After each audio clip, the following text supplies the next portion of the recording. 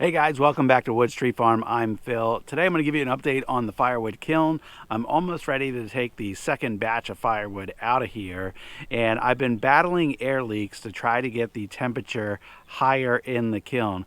The last run we maxed out around 135 degrees.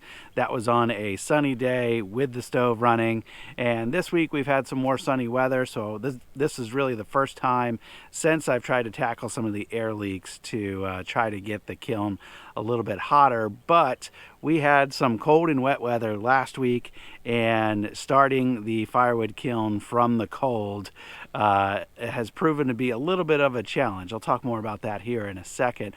Let me show you what I've done for the air leaks. So last weekend when I was here, I actually went in the kiln just before bedtime to reload the wood stove and get it running through the night. And I was in there, it was like 110, 115 degrees, something like that. And I could just feel cold air flowing in hard around these vents. So the board and batten siding, I don't have the battens up yet, but air was just flowing in those gaps. And you can see here now I have some foam filled in these gaps all around where the vents are. So hopefully that helps cut down considerably on the amount of air that's flowing in there. Yesterday I could feel there was definitely less air flowing in there. I've still got a little bit of work to do on those. I think we need some silicone around the edges on the inside, and that'll help really tighten it up. I also added some weather stripping all around the doors because there's definitely a gap around the doors. This particular door here actually has a bow. I'm not going to be able to really show you, but I was thinking about getting a piece of angle iron and see if we can tighten that up and get the bow out of that top of that door. But it actually has a considerable size gap at the top. That is still there right now. But I have cut down the amount of gaps considerably on this thing this week with the work that I've done. I'm going to take you inside real quick. I'll show you a couple other things, but I've gone through a number of spots with spray foam as well on the inside to try to cut down on the air leaks. Ooh, it's toasty in here. All right, inside, and you can hear the fans are running. We've got spray foam all along the perimeter. This is actually my weather stripping. It's a self-adhesive thing, and it's actually, with the heat, has already started to release. So I need to think about how I'm gonna get that in here in a more permanent way. This is the door that's bowed, but I'm gonna fit another piece of trim up here with some weather stripping on the back of it. And if I can get this door to close up tight against it, that'll seal up this gap here at the top. I've gone along that edge with the spray foam, along the top with the spray foam, along these corners, and a few other places with spray foam. So trying to really tighten it up in here. Take a look at the wood. Oh, come on this side, the fans are all blowing and blowing hot air.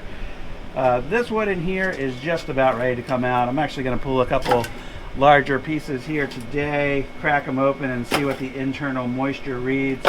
But the smaller pieces, I've actually already burnt some in the wood stove. They burn just fine. So I'm sure that some of these small splits, great for campfires, are dry and ready to go. Couple other changes that we made in here. So the wood stove, I did not have a thermometer previously, so I've got that now so I can monitor how it's performing. I didn't have a damper on the stovepipe previously, so now I'll be able to regulate the airflow and how it can hold its temperature a lot better. And this week we have been burning less fuel and holding a more consistent temperature on this, so I feel like this is going to help things considerably. I've got the big fan over here. I cut that on every once in a while. It's a big power draw, so it helps really circulate the air out around this wood stove into the rest of the kiln.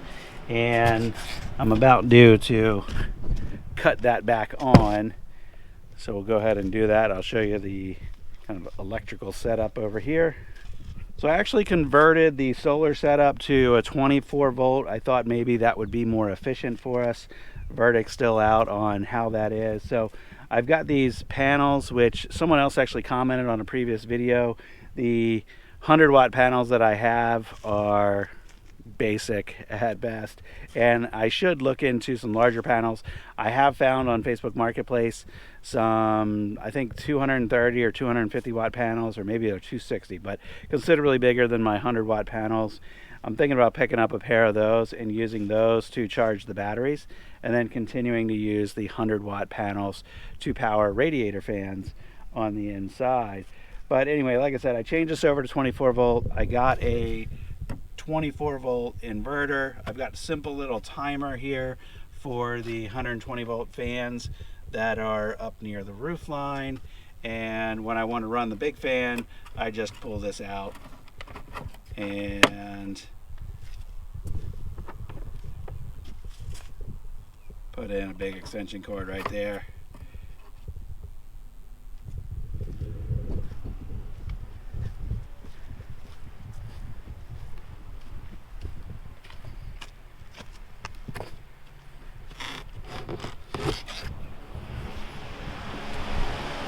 And then we got that big fan running, blowing right towards the wood stove, hopefully sending air around this room out towards the firewood, and then those fans up near the rafters are going to blow the hot air back down and keep that air moving around.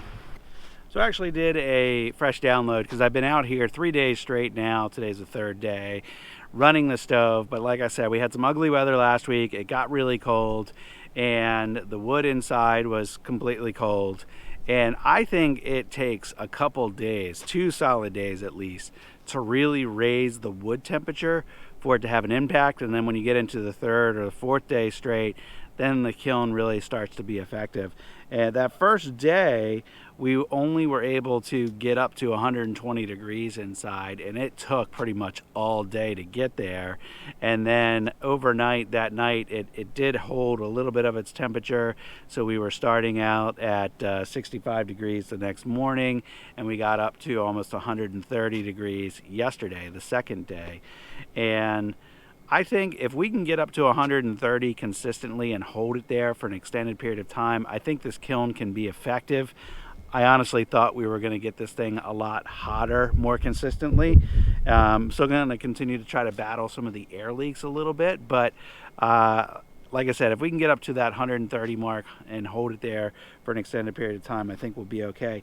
Yesterday, I can see we had over 100 degrees in the kiln for 12 hours, which I think is pretty good. If we could get that consistently day in and day out, I'm sure we would be drying out wood in a hurry in there.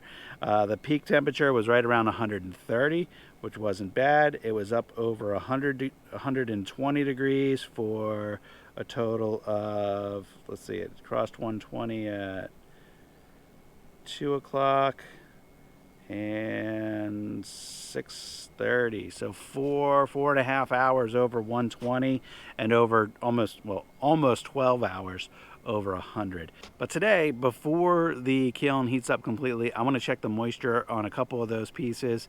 I might be pulling half of the wood out of here because the wood on this side has been in there longer than the wood on that side, and there's supposed to be more rain coming. So if that wood's ready, I've got orders I can deliver, and I've got other crates ready to load in the kiln, and they don't need to get rained on for the next 2 days if I can make room in the kiln. So let's do that.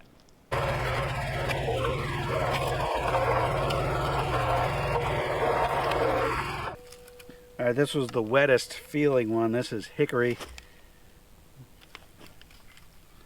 Somebody on a previous video said, oh, you're supposed to test against the grain. Read the manual.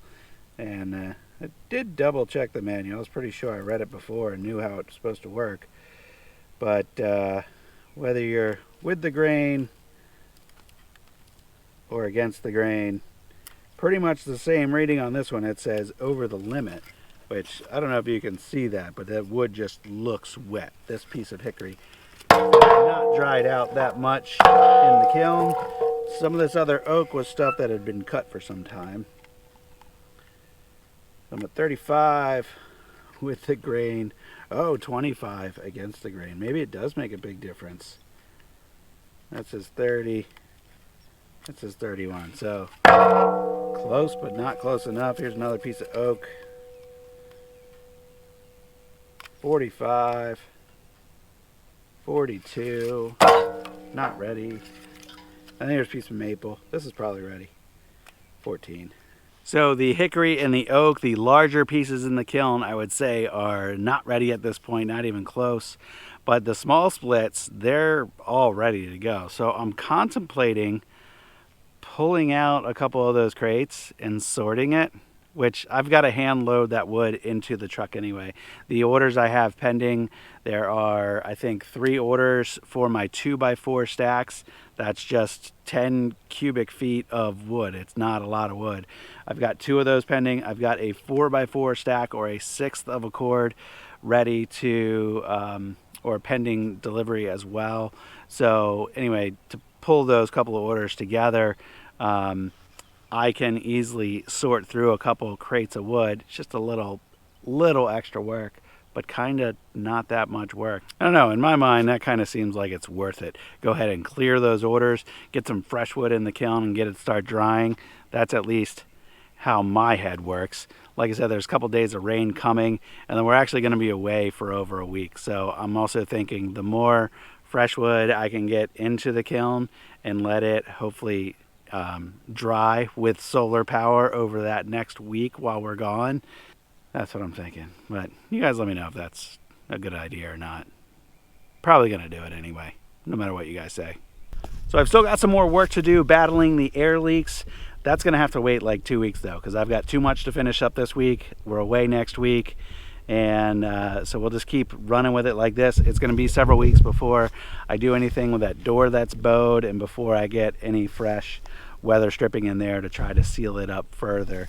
But the other thing I've got to work on is milling up some more lumber for the siding to finish it up, because I'm getting tired of looking at the Lowe's wrap, and I really want to make it nice looking and not look like a little house wrapped ugly shed.